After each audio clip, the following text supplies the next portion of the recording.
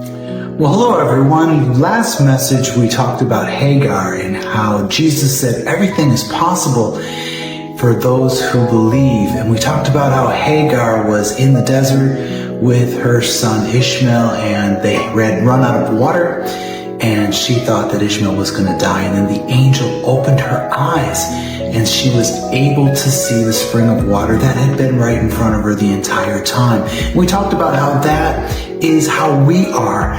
We don't see the miracles that God provides for us every day. He has to open our eyes, and this is why it's so important for us to spend time in the Word and in prayer so that we are open to these types of things, so that we're sensitive to the movings of the Lord in our life. So we don't look for things that we don't believe are there.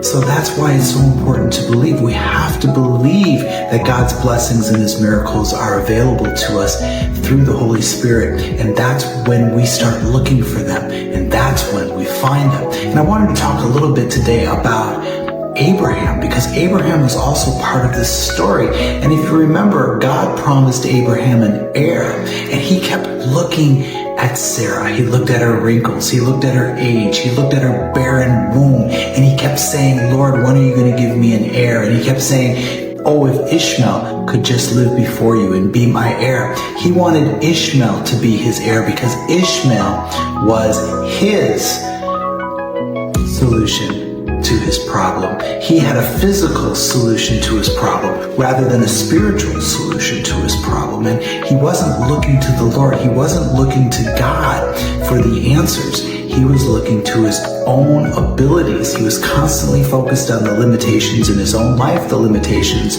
of Sarah's womb, the limitations of their age, the limitations of their capabilities. Don't we do this? We look at the limitations of our checkbooks. We look at the limitations of our bank accounts. We look at the limitations of our failing health or our bodies or our inabilities or all the things we lack, rather than looking to God to provide the things that He's promised us in His Word. So that's the good word for today. God bless you. I'll see you in the next video.